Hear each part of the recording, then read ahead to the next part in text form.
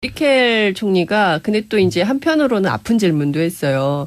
41% 지지를 받아서 당선이 됐는데 그러면 그 반대 유권자들은 어떻게 설득하실 겁니까? 이제 이렇게 이 질문을 했거든요. 근데 그때 강경화 장관이 딱 받아가지고 41%로 당선이 됐지만 지금은 80%가 넘는 국민들로부터 지지를 받습니다. 해가지고 메르켈 총리가 깨갱.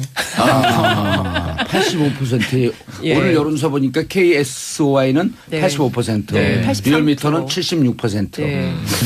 그동안에 이런 모습 잘 못 봤어요. 강경화 장관의 역할이 무척 큰 것 같아요. 이번에. 예. 그리고 늘 대통령은 우리말을 영어를 설사 잘해도 우리말을 써야 되잖아요. 근데 이제 늘 통해 붙는데 순간순간적으로 완벽하게 영어로 대화가 되는 장관이 통역 이전에 자기 얘기를 해버리면 대통령 생각과 똑같은 그럼 일단 한 단계 건너뛰잖아요. 그럼 빨리 소통이 되니까 상대국 정상들도 편하고 그렇죠. 거기서 자기 판의 국제 경험을 근거로 했고 자기 얘기도 하고 그런 게 아주 티나지 않지만 늘 대통령이 있는 옆자리에는 그 은발에 멋진 모습을 휘날리면서 그렇죠. 예. 강경화 장관이 있었던 게 큰 힘이 되잖아요. 그 구테우스 유엔 사무총장이 그런 얘기 했잖아요. 그러니까 큰 손실이다. 예, 아니 우리는 너무 대통령 문재인 대통령께서 이렇게 유엔 무대에서 국제 무대에서 하셨던 분이 이제 국내에 와가지고 첫 외교부 장관이 됐다니까 아유 우리는 이분이 없으셔가지고 우리 너무 큰 손실이다. 그러니까 이제 이런 데서 약간 훈훈한 대화들이 오고 가고 그리고 워낙 국제 경험이 많기 때문에 이런 국제 회의나 이런 데서는 아무래도 경험이 굉장히 중요하니까 강경화 장관의 리드를 굉장히 많이 했죠. 예, 가장 큰 성과는 북한 문제에 대해서 국제사회의 그렇죠. 동의를 구해냈다. 그렇죠. 예, 그게 있고요. 근데 이제 워낙 이제 G20은 경제 관련된 플랫폼이기 때문에 여기서 그것을 공동성명에 담지는 못했습니다. 그래서 메르켈 총리가 의장국 권한으로 기자회견까지 별도로 해서 이 문제에 대해서 각별한 관심이 있다는 것을 강조를 했고요. 그리고 이제 또 한반도 이슈와 관련해서는 또 다른 무대에서 다른 방식으로 해야 되는 여러 가지 숙제를 좀 남기기도 했습니다. 예. 특히 이제 북한과 중국을 설득하는 문제를 어떻게 풀 거냐. 이것은 이제 앞으로 해결해야 과제죠. 예, 아니 9년 동안 그렇게 켜켜 묶여왔던 게 완샷을 어떻게 딱 털려요. 그러니까요. 뭐 이 폭탄 좀 하시는 것도 아니고. 자, 최근 평론가님. 네. 성공적 데뷔의 1등 공신 누구로 뽑죠? 저는 강경화 외교부 장관 그다음에요? 꼽겠습니다. 그리고 강경화. 김동연 경제부총리인데 그래서 별명이 생겼어요. 이 좌경화 우동현. 오. 네. 사실은 이게 그럼 정부가 좌경화됐다는 거예요? 그렇게 되네. 좌경화 우동현. 아니 우경화가 먼저 그럼 좋잖아요. 우경화 그럼요. 우경화 됐다는 거예요? 우경화됐죠. 왜냐면 좌측 깜빡 두 오른쪽으로 하나 도는 우경화. 우경화도 이상해. 좌동현. 둘 다 안 되겠다. 자, 어쨌든 오늘 아침 조간에는 다 이제 일제히 이 좌경화 우동현 이렇게 뽑고 있는데 그래서 굳이 그걸 한자로 썼군요. 근데 읽으니까 똑같네요. 그런데 이게 강경화 외교부 장관의 역할이 너무너무 이제 큰 부분에서도 그렇고 굵직하게 또는 세세한 부분에서도 그렇고 그런데 G20에 우리가 조금 이제 북핵 문제 때문에 ICBM급 미사일을 발사하는 바람에 거기에 좀 다 이렇게 매몰됐던 안타까운 경향이 있어요. 왜냐하면 G20은 원래 경제 이슈가 핵심이 되는 이 국가 정상들의 모임이에요. 그렇죠. 원래는 경제 장관들이 모이는 모임으로 G7에서 시작을 했다가 G20 정상회담 이렇게 간 건데 그러다 보니까 이번에 기후협약 때문에 좀 미국의 트럼프가 왕따가 된 게 현실이에요. 프랑스 세계 기후협약에서 탈퇴하겠다 선언했잖아요. 사실 이거 좀 역설적으로 말씀드리면 저는 북한의 미사일이 트럼프를 좀 살려줬다, 건져줬다. 이 세계적인 매질을 당하는 채찍을 맞는 상황에서 문매를 맞을 수 있는 상황에서 북한 이거 그냥 놔둘 수 없습니다. 그러면서 언성을 높일 수 있는 기회를 제공받는 바람에 이슈몰이를 했어요. 지난해 7월서부터 김정은 북한과 이게 아주 한 라인을 갖고 교류한 게 이런 작전을 하려고 했던 거 아니야? 네. 그래서 러시아 스캔들로도 지금 공지에 몰렸지만 사실 좀 북한이 도와주는 거 아니냐 이런 우스갯소리가 나올 정도로. 그렇죠. 네네. 그랬는데 이제 결국은 티나진 않았지만 이번 그 G20에서 김동연 경제부총리도 상당히 이제 밀착 행보를 보이면서 경제 이슈들을 풀어내기. 왜냐하면 이제 제일 중요한 게 우리나라 입장에서는 이 기축 통화들이 있잖아요. 달러나 엔화나 지금 위안화도 기축 통화가 된 상황이다 보니까 유로화도 있고 이런 환율 문제, 금리 문제를 조율하기 위한 상당한 이제 물밑 행보를 보였다. 그래서 경제는 이 김동연 부총리가 잡고 예. 그리고 이제 표면적으로 드러나는 정상 외교의 이제 재복원 이 부분은 강경화 외교부 장관의 노력이 가장 컸다. 사이드인데 강경화 장관의 인기도 여기는 오늘은 없는데 굉장히 좋더라고요. 현지에서. 동포 간담회 하는데 그 대통령님 계실 때는 전부 대통령께 집중하시더니 교포들이 이제 사진을 촬영하기 위해서 대통령께서 이제 사진 촬영 장소로 이동을 하셨거든요. 근데 기다리는 동안에는 전부 강경화 장관한테 와서 사진 찍는다고. 현지에 올라온 클립들을 보니까 강경화 장관이 인기가 대단하더라고. 인기도 대단하실 뿐만 아니고요. 실제로 직접 같이 일 처리하고 하시는 걸 옆에서 보면 대단히 매력적인 분이시더라고요. 일 처리를 매력적으로 한다는 건 어떻게 한다는 거죠? 그러니까 외교부 장관으로 취임한 지 며칠 안 돼서 바로 이제 그 한미 정상회담으로 갔고 그다음에 실제로 사전에 합의하고 협의하고 준비해야 될 것들이 많았는데 정의용 안보실장하고 강경화 장관 두 분이서 각각 파트너가 안보실장은 저쪽 안보부 장관 그리고 외교부 장관은 저쪽 국무장관 이렇게 해서 양쪽 채널이 풀 가동이 됐었는데 거기서 공동성명의 주요 내용이라든지 이런 거 사전에 다 거의 합의를 해놓은 거예요. 예, 그래서 이제 공동성명은 합의가 됐으니까 그 정상회담 한 다음에 그 나와서 기자회견 하실 때, 언론 발표하실 때 거룩한 말씀만 하셨는데 한미 동맹은 위대한 동맹으로 발전할 거고 정말 잘 돼야 된다 이 말씀만 딱 하셨는데 트럼프 대통령은 자기 하고 싶은 얘기 다 한 거 아닙니까? 정상회담에서 합의 안 된 얘기 전부 다 해버리는 FTA 얘기. 그 사이에. 예. 이제 그 얘기가 아마 앞에도 말씀을 하셨을 텐데 완전히 국내 정치용인 거죠. 그렇죠. 오데오 주변에 그 자기 지지 기반들 러스트벨트 쪽을 자동차하고 철강이 그쪽 중심이니까 그랬는데 이제 그럼 바로 공동성명이 발표가 돼야 되는데 진짜 7시간을 기다렸어요. 합의된 발표문이 왜 7시간이나 걸린 거죠? 나중에 들어보니까 이제 몇 가지 이유가 있는데 그 중에 하나가 그 무역 앞에 프리를 넣을 거냐 말 거냐도 하나 있었고요. 그걸 빼자. 프리라고 하냐, 페어라고 하냐, 뭐 이런 거. 그러니까 처음에는 프리, 페어 두 개가 다 있었는데 앞에 프리를 빼자고 얘기를 했다는 거예요. 그래서 뭐 좋다 그런 거 빼든 말든 큰 상관없으니까.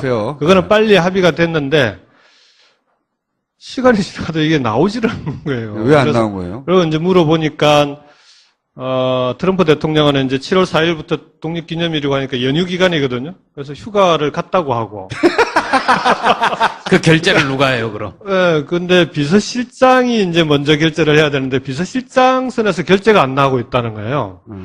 그러고 몇 시간이 가더라고요. 나중에 보니까 실제로 그 비서실장이 뭐 어떤 이유에서인지 모르는데 몇 시간을 붙들고 있었다. 그런데 그래서 문구가 뭐가 많이 바뀌었어요? 아니요. 프리 빼고는 바뀐 게 없어요. 근데 이번만 그런 게 아니라 정상회담하고 나서 이렇게 공동성명 발표문이 늦게 나온 적이 몇 번 있답니다. 그래서 이게 이제 백악관 내 이 절차가 그러니까 트럼프 대통령 된 이후에 아직 인선도 다 안 끝났다는 겁니다. 백악관 내부가. 그래서 그 백악관도 그 실제로 그 시스템이 딱딱 돌아가는 그런 분위기는 아닌 것 같더라고요. 이게 아까 얘기한 한번 얘기 지나갔어요. CSIS. 네. 여기 연설이 어떻게 저게 된 겁니까? 어레인지가?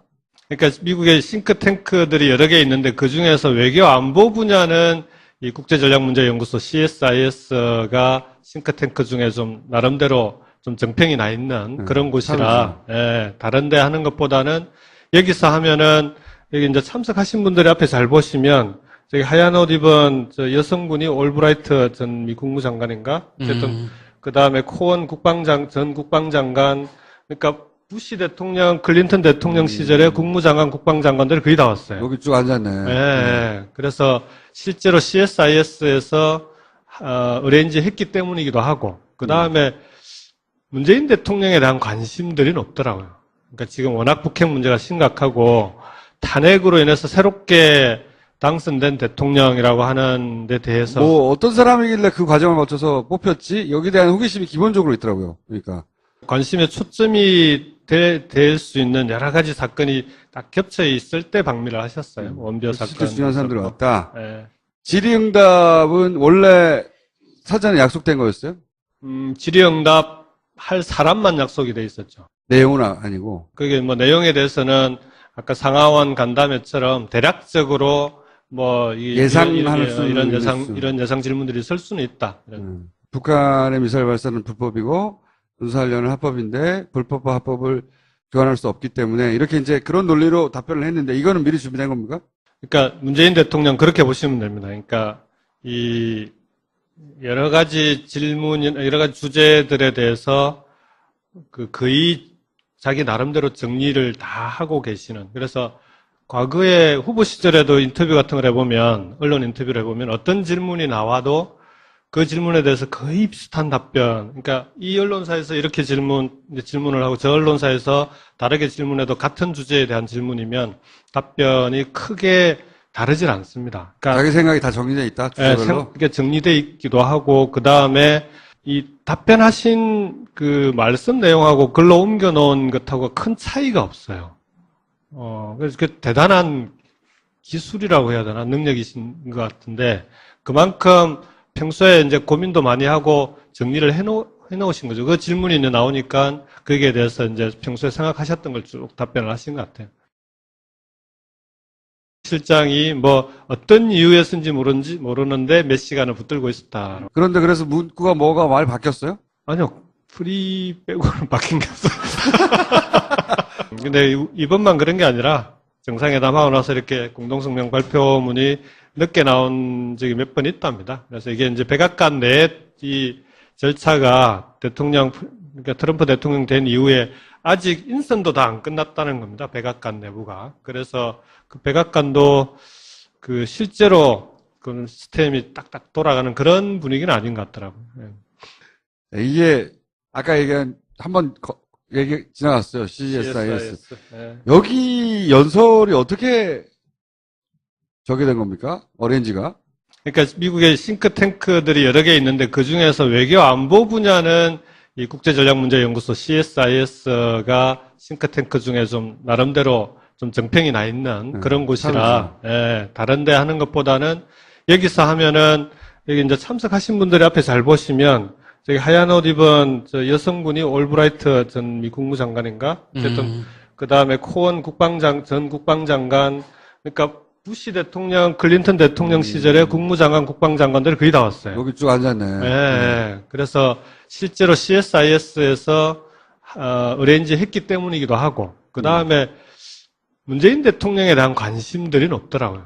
그러니까 지금 워낙 북핵 문제가 심각하고 탄핵으로 인해서 새롭게 당선된 대통령이라고 하는 데 대해서 어떤 사람이길래 그 과정을 거쳐서 뽑혔지? 여기에 대한 호기심이 기본적으로 있더라고요. 그러니까 관심의 초점이 될 수 있는 여러 가지 사건이 딱 겹쳐 있을 때 방미를 하셨어요. 원비어 사건. 실제 중요한 사람들이 왔다. 네. 질의응답은 원래 사전에 약속된 거였어요?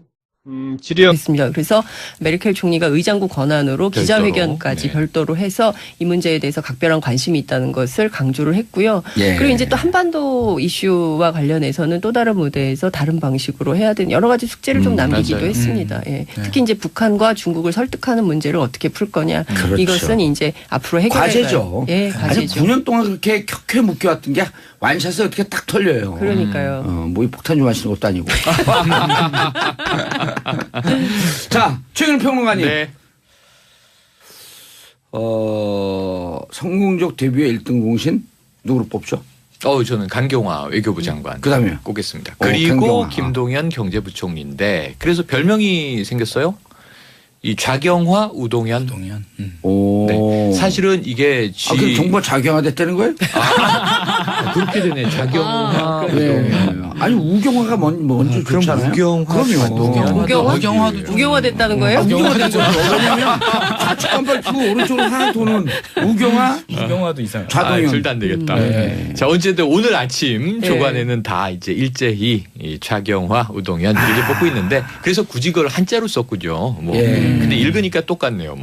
예, 그런데 이게 강경화 외교부 장관의 역할이 너무너무 이제 큰 부분에서도 그렇고 굵직하게 또는 세세한 부분에서도 그렇고 그런데 G20에 우리가 조금 이제 북핵 문제 때문에 ICBM급 미사일을 발사하는 바람에 거기에 좀 다 이렇게 매몰됐던 안타까운 경향이 있어요. 왜냐하면 G20은 원래 경제 이슈가 핵심이 되는 이 국가 정상들의 모임이에요. 그렇죠. 원래는 경제 장관들이 모이는 그렇죠. 모임으로 G7에서 시작을 했다가 어허. G20 정상회담 이렇게 간 건데 그러다 보니까 이번에 기후 협약 때문에 좀 미국의 트럼프가 왕따가 된 게 현실이에요. 프랑스 기후 그 네. 세계 기후협약에서 탈퇴하겠다 선언했잖아요. 정의용 안보실장하고 강경화 장관 두 분이서 각각 파트너가 안보실장은 저쪽 안보부 장관 그리고 외교부 장관은 저쪽 국무장관 이렇게 해서 양쪽 채널이 풀 가동이 됐었는데 거기서 공동성명의 주요 내용이라든지 이런 걸 사전에 다 거의 합의를 해놓은 거예요.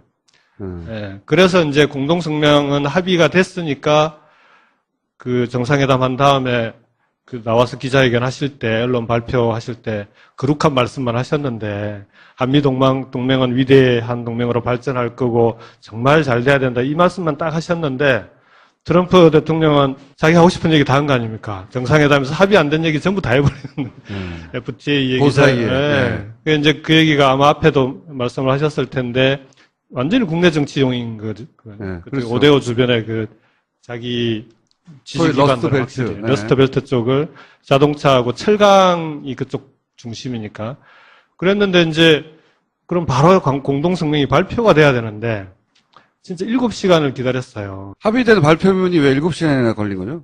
나중에 들어보니까 이제 몇 가지 이유가 있는데 그 중에 하나가 그 무역 앞에 프리를 넣을 거냐 말 거냐도 하나 있었고요. 그걸 빼자. 프리라고 하냐, 페어라고 하냐, 뭐 이런 거. 그러니까 처음에는 프리, 페어 두 개가 다 있었는데 앞에 프리를 빼자고 얘기를 했다는 거예요. 그래서 뭐 좋다 그런 거 빼든 말든 뭐 그렇게 큰 중요하다고. 상관없으니까 프리 앤 페어. 그거는 빨리 합의가 됐는데 시간이 지나도 이게 나오질 않는 거예요. 왜 안 그래서 나온 거예요? 그리고 이제 물어보니까 트럼프 대통령은 이제 7월 4일부터 독립기념일이고 하니까 연휴 기간이거든요. 그래서 휴가를 갔다고 하고.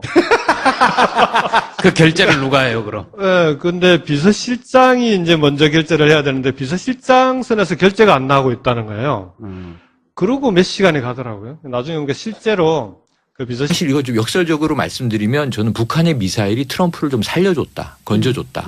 이 세계적인 매질을 당하는 채찍을 맞는 상황에서 문매를 맞을 수 있는 이게 상황에서 북한 이거 그냥 놔둘 수 없습니다. 그러면서 언성을 높일 수 있는 기회를 제공받는 바람에 이슈몰이를 했어요. 야, 지난해 7월서부터 김정은 북한과 이게 아주 한난을 갖고 교류한 게 이런 작전을 하려고 했던 거 아니야? 둘이? 네. 그래서 러시아 스캔들로도 지금 뭐 공지에 몰렸지만 사실 좀 북한이 도와주는 거 아니냐 이런 우스갯소리가 나올 정도로. 그렇죠. 네네. 그랬는데 이제 결국은 티나진 않았지만 이번 그 G20에서 이 김동연 경제부총리도 상당히 이제 밀착 행보를 보이면서 경제 이슈들을 풀어내기. 왜냐하면 이제 제일 중요한 게 우리나라 입장에서는 이 기축 통화들이 있잖아요. 예. 달러나 엔화나 그렇죠. 지금 위안화도 기축 통화가 된 상황이다 보니까 유로화도 있고 이런 환율 문제, 금리 문제를 조율하기 위한 상당한 이제 물밑 행보를 보였다. 그래서 경제는 이 김동연 부총리가 잡고 예. 그리고 이제 표면적으로 드러나는 정상 외교의 이제 재보관 이 부분은 강경화 외교부 장관의 노력이 가장 컸다. 사이드인데 강경화 장관의 인기도 여기는 오늘은 만만치 없는데 않더라고요. 예. 굉장히 좋더라고요. 현지에서. 동포 간담회 하는데 그 대통령님 계실 때는 전부 대통령께 집중하시더니 교포들이 이제 사진을 촬영하기 위해서 대통령께서 이제 사진 촬영 장소로 이동을 하셨거든요. 이제 기다리는 동안에는 전부 강경화 장관한테 와서 사진 찍는다고. 현지에 올라온 클립들을 보니까 강경화 장관이 게 대단하더라고. 인기도 대단하실 뿐만 아니고요. 실제로 직접 같이 일 처리하고 하시는 걸 옆에서 보면 대단히 매력적인 분이시더라고요. 일 처리를 매력적으로 한다는 건 어떻게 한다는 거죠? 그러니까 외교부 장관으로 취임한 지 며칠 안 돼서 바로 이제 그 한미 정상회담으로 갔고 그 다음에 실제로 사전에 합의하고 협의하고 준비해야 될 것들이 많았는데 메르켈 총리가 근데 또 이제 한편으로는 아픈 질문도 했어요. 41% 지지를 받아서 당선이 됐는데 그러면 예. 그 반대 유권자들은 어떻게 설득하실 겁니까? 이제 이렇게 이 질문을 했거든요. 근데 예. 그때 강경화 장관이 딱 받아가지고 41%로 당선이 됐지만 지금은 80%가 넘는 국민들로부터 지지를 받습니다. 해가지고 메르켈 총리가 깨갱. 85%. 예. 오늘 여론조사 보니까 KSOI는 네. 85%. 네, 83%. 리얼미터는 76%. 네.